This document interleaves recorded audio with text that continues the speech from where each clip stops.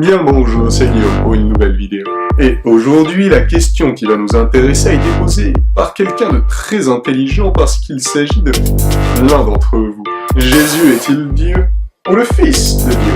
Et pour répondre à cette question, il va falloir que je parle de la Trinité.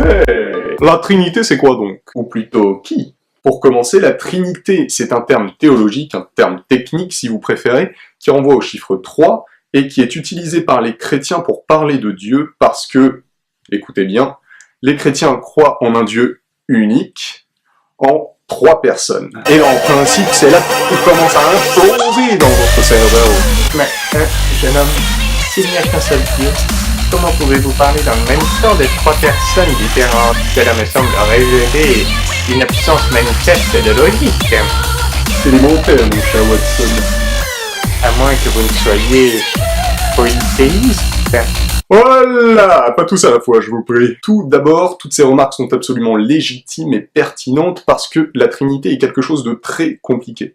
À vrai dire, personne ne peut dire qu'il a exactement compris ce que ça signifie parce que c'est ce que l'on appelle un mystère, c'est-à-dire quelque chose qui est trop complexe pour l'intelligence humaine pour pouvoir être appréhendé et complètement compris. Tout simplement parce qu'on ne peut pas mettre la main sur Dieu. Il restera toujours mystérieux pour nous qui sommes ses créatures. Et ça, c'est le point de départ si on veut commencer à s'intéresser à Dieu. Il faut commencer par accepter qu'il est insaisissable. Donc que tout ce qu'on pourra connaître de lui et dire de lui sera jamais qu'une très lointaine expression de qui il est véritablement. Et là, deuxième problème. Récapitulons. Donc, on ne peut pas connaître Dieu et tu fais des vidéos sur lui en toute logique.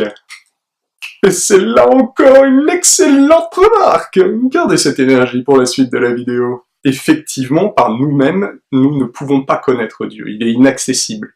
Mais si aujourd'hui je suis capable de vous dire des choses sur lui, c'est parce que le Dieu dans lequel je crois, le Dieu des chrétiens, est un Dieu qui veut se faire proche des hommes qu'il a créés, et même qui veut se faire connaître d'eux, qui choisit de se rendre accessible justement. C'est pour ça qu'il se révèle à nous, comme j'en ai parlé dans toutes mes précédentes vidéos. Et donc, si aujourd'hui les chrétiens sont capables de dire des choses sur Dieu, c'est parce que lui-même nous a dit des choses sur lui. Et Dieu s'est révélé à nous comme un Dieu en 3 personnes. Ça veut dire que le principe de toute chose, Dieu, est une communion d'amour éternel entre 3 personnes que sont le Père, le Fils et l'Esprit Saint. Et ils sont si étroitement et si parfaitement unis dans l'amour que tout en étant 3 personnes distinctes, ils ne font un seul Dieu. Ce qu'il faut avoir en tête pour comprendre ce que signifie la Trinité, c'est que le Dieu des chrétiens est un Dieu d'amour. Il est amour, même, comme le dit la Bible. C'est pour cette raison que Dieu ne peut pas être une personne toute seule, parce que l'amour suppose une relation entre plusieurs personnes. Les noms des 3 personnes divines, le Père, le Fils et le Saint-Esprit, qui sont donc ensemble un seul Dieu, leurs noms expriment justement la relation d'amour qui unit chacune d'entre elles aux 2 autres. Au sein de la communion d'amour qu'est la Trinité, le Père est la tête, la source de cet amour, qu'il transmet, qu'il communique au Fils et à l'Esprit Saint. Pour en rester tout simplement au rapport entre le Père et le Fils, ça veut dire que le Père communique son amour au Fils. En termes théologiques, techniques, on dit qu'il engendre de toute éternité le Fils. Et le Fils, lui, reçoit cet amour.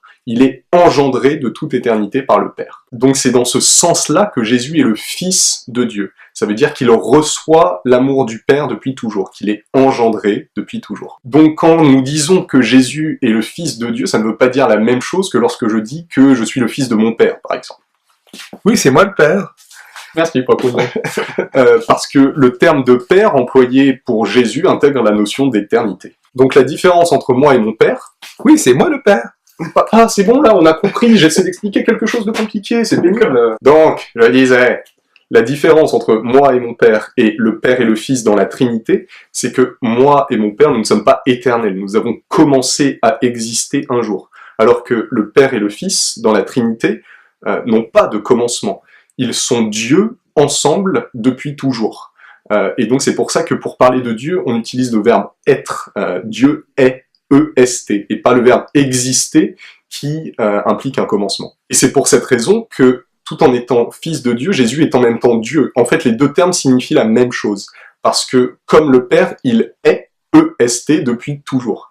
D'ailleurs, dans la Bible, quand on pose la question à Jésus, quand on lui demande s'il est fils de Dieu, il répond « Je suis », ce qui exprime son éternité, et donc le fait qu'il est Dieu. Voilà, j'espère que vous n'avez pas trop de nœuds au cerveau à l'issue de cette vidéo, enfin en tout cas si vous êtes arrivé jusqu'ici.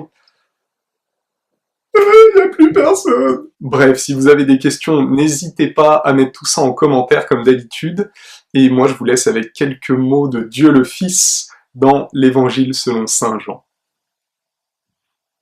En vérité, je vous le dis, si quelqu'un garde ma parole, il ne verra jamais la mort. Les Juifs lui dirent, « Maintenant nous savons que tu as un démon. Abraham est mort. Les prophètes aussi. Et tu dis, si quelqu'un garde ma parole, il ne goûtera jamais la mort. Es-tu donc plus grand qu'Abraham, notre père, qui est mort? Les prophètes aussi sont morts. Qui prétends-tu être? Jésus répondit, si je me glorifie moi-même, ma gloire n'est rien. C'est mon Père qui me glorifie, lui dont vous dites, il est notre Dieu.